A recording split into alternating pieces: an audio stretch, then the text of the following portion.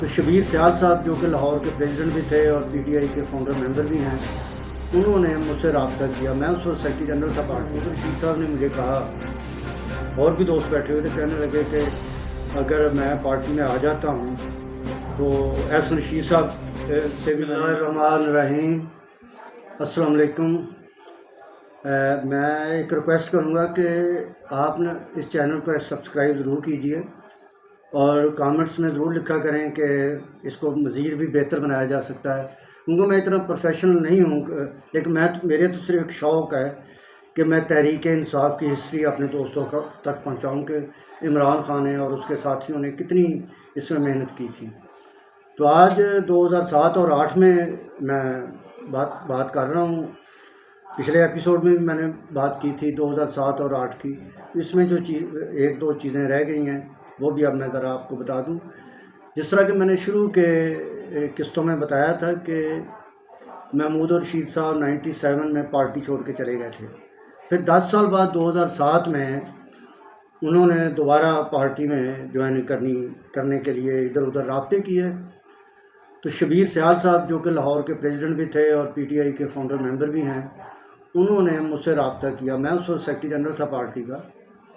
तो 2007 में तो उन्होंने कहा कि किस तरीके से इमरान खान से पिछला जो हुआ है वो मतलब कि माफ़ी तलाफ़ी करा दी जाए और इन्हें दोबारा पार्टी में लाया जाए और बड़ा काम करेंगे। ये 10 साल हो गए और काफ़ी चीज़ें मतलब वो पार्टी के लिए बेहतर होगा। तो मैंने कहा ठीक है, मैं बात करता हूँ। तो मैंने इमरान खान साहब से बात की, लेकिन वो ना माने। शुरू में ना माने, वो कहने लगे नहीं यार उस वक्त ये गया था और इस तरह की बातें की थी। तो मैं बहरहाल फिर कुछ देर के लिए हम खामोश हो गए, महीना 15 दिन 2 महीने। फिर मैंने बात छेड़नी तो वो ना मानना और हामिद खान साहब से भी जिक्र करना, लेकिन उन्होंने भी कुछ और बातें करनी। बहरहाल एक दिन हम बैठे हुए थे तो महमूद रशीद साहब ने मुझे कहा, और भी दोस्त बैठे हुए थे, कहने लगे कि अगर मैं पार्टी में आ जाता हूँ तो एस रशीद साहब से भी मैंने इनकी मीटिंग करवाई थी मरहूम से। तो इन्होंने कहा कि जी मैं आपको ऑफिस दे दूँगा, दफ्तर जेल रोड पे जहाँ पे पीटीआई का दफ्तर आज भी है, तो हमारी जगह है, तो आप वो दफ्तर आपको दे दूँगा। तो मैंने ये बड़ी खुशखबरी थी हमारी, क्योंकि पीटीआई का दफ्तर कहीं नहीं था हमारा। कभी किसी के पास हम जाते थे या कभी किराए पे लेते थे, फिर किराया नहीं दे सकते थे तो वो छोड़ देते थे हम दफ्तर। तो ये दफ्तर हमें मिल रहा था। तो मैंने इमरान खान साहब से बात की। तो खान साहब ने कहा कि ठीक है चलें, अगर दफ्तर मिलता। खान साहब बड़े खुश हुए कि चलें यार ठीक है, चलो पिछली बातें छोड़ें, तो ठीक है उन्हें ले आए। तो उस दिन वहाँ पे सेंट्रल एग्जीक्यूटिव की मीटिंग थी एडमिरल जावेद इकबाल साहब के ऑफिस में, जो उन्होंने दिया हुआ था। तो वहाँ पे वो भी आ गए। लंच ब्रेक जब हुई मीटिंग की तो उन्होंने ज्वाइन कर लिया। फिर उनके ऑफिस में मतलब उन्होंने कुछ दिनों बाद वहाँ से सफाई वगैरह करवा के हमने सामान वहाँ पे रख दिया। तो इस तरह करके उनको फिर हमने जो पहली अपॉइंटमेंट दी वो पंजाब का उन्हें सीनियर वाइस प्रेसिडेंट बनाया। 2007 के मिड में वो आए थे, जुलाई अगस्त में, तो हमने बना दिया उन्हें। तो बहरहाल वो आते रहे मीटिंग्स में, कभी प्रोटेस्ट होना उसमें चले जाना, इस तरह करके होता रहा काम। बल्कि वो जो एक तहरीक शुरू हुई थी वकला की परवेज़ मुशर्रफ के ख़िलाफ़, तो उसमें भी वो पार्टिसिपेट कर रहे थे 2007 में as a senior vice president Punjab हमारे साथ।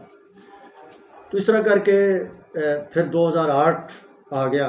2008 में एक और बहुत बड़ी मुतारफ़ हुई शख्सियत मेजर खलील उर रहमान साहब। ये गुजरात के रहने वाले थे और कर्नल जावेद मुश्तबा जो आए थे तो उनके दोस्त भी थे। तो इन्होंने जब अपनी इंट्रोडक्शन देनी थी तो इन्होंने एक सियासी बात की, मेजर खलील साहब ने, कि मैं एक बहुत बड़ा जलसा करवाना चाह रहा हूँ, वहाँ पे आप एस रशीद साहब आए। हालांकि वहाँ पे इमरान खान दिनों नहीं थे, इधर पाकिस्तान से बाहर थे। तो सिर्फ हमारे जाने से कम उन्होंने 1000-1200 का वहाँ जलसा किया हुआ था और वहाँ पे उन्होंने ज्वाइनिंग दी पार्टी की। फिर हमने आपस में मुशावरत करके उन्हें गुजरात का प्रेसिडेंट बनाया। तो डिस्ट्रिक्ट गुजरात बिल्कुल वहाँ पे कोई तंजीमें नहीं थी, जो भी हम बनाते थे बस को महीना 2 महीने काम करके छोड़ देते थे, लोग मतलब नहीं चलते थे। तो मेजर खलील उर रहमान साहब ने ये बीड़ा उठाया और उन्होंने मतलब पूरी दिल लगी से मेहनत की, पैसा भी खर्च किया और हर गुजरात के हर जगह पे जाके उन्होंने पार्टी को इंट्रोड्यूस किया और लोगों को शामिल किया। जिन लोगों ने शमूलियत इख्तियार की उन दिनों उनके नाम मैं ज़रूर आपके सामने रखूँगा। सलीम जोड़ा साहब बहुत बड़ी पर्सनैलिटी हैं, उन्होंने शामिल किया। चौधरी अरशद साहब MN MP भी रहे, चौधरी अलियास, अफजल गोंदल साहब, ये तैयार छत्तों के और बहुत बड़े इंडस्ट्री है इनकी, और ये बहुत नाइस आदमी हैं। इनकी मैं आगे जाके बताऊंगा कि PTI के लिए कितनी सर्विसेज हैं इनकी। तो इनको उन्होंने शामिल किया। नूर अल हसन शाह साहब को, फैज़ल हसन शाह साहब को, इस तरह करके उस्मान दुदरा थे, उनको शामिल किया। तो इन्होंने मेजर खलील साहब ने बड़ी वहाँ पे मेहनत की और काम किया इन्होंने बहुत ज़्यादा। तो उन दिनों एयर मार्शल शाहिद जुल्फ़िकार जो थे, ये पाकिस्तान के PTI के सेक्रेटरी जनरल थे। जब मेराज मोहम्मद खान साहब छोड़ के गए 2004 में, तो उसके बाद इन्हें बनाया गया था 4 और 5 में। तो 2008 में वो उनके पास टाइम भी इतना नहीं होता था, तो अक्सर वो ये कहते थे कि यार किसी और को रिप्लेस कर लें। तो 2008 में उसी दफ्तर में जो मियां महमूद रशीद साहब ने दिया था, तो वहाँ पे मीटिंग थी सेंट्रल एग्जीक्यूटिव की। तो वहाँ पे मीटिंग हो रही थी, तो इस तरह इस टॉपिक पे भी बात हुई कि secretary general air marshal Shahid Zulfiqar साहब है और किनको बनाया जाए। तो मैं अचानक मैं भी था उस मीटिंग में, और भी दोस्त थे। तो मैंने एस रशीद साहब भी थे, आरिफ अलवी साहब वहाँ से आए हुए थे कराची से। तो मैंने आरिफ अलवी साहब का नाम ले दिया। मैं कहा जी इन्हें सेक्रेटरी जनरल बना दें। खान साहब आप पंजाब से चेयरमैन हैं पार्टी के और ये सिंध से सेक्रेटरी जनरल हो जाएंगे। तो खान साहब बड़े खुश हुए। उन्होंने फौरी अनाउंस कर दिया कि ये तो बड़ा अच्छा एक कम्बिनेशन बनेगा पंजाब और सिंध का।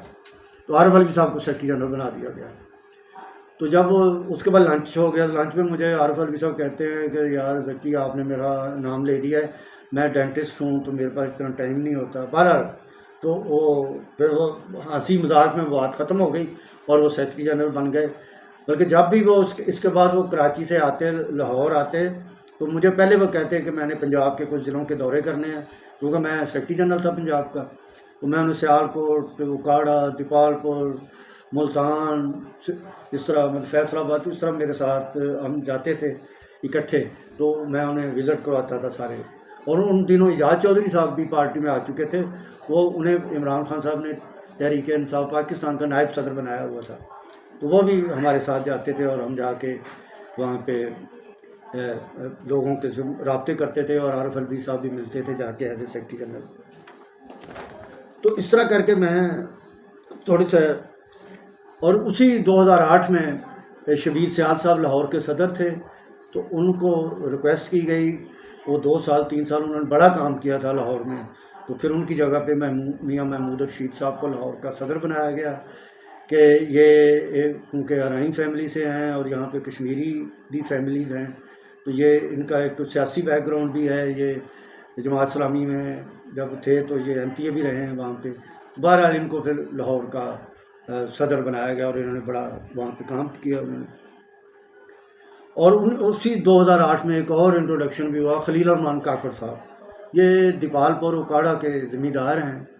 तो इनको भी ये पार्टी में 2008 में शामिल हुए और ये इनकी भी सियासी बैकग्राउंड थी। और इन्हें बाद में हमने किसान विंग का प्रेसिडेंट बनाया था, और ये मैं बाद में बताऊंगा आपको। प्रेसिडेंट नहीं बल्कि जनरल सेक्रेटरी बनाया था इन्हें किसान विंग पंजाब का। तो इन्होंने भी बहुत सारे लोग उकाड़े से, दीपालपुर से इन्होंने शामिल कराए पार्टी के अंदर। लाहौर से भी बहुत सारे लोगों को इन्होंने शामिल करवाया। रहते लाहौर में थे, लेकिन इनका ज़मींदारा जो था वो वहाँ थे, दीपालपुर था इनका।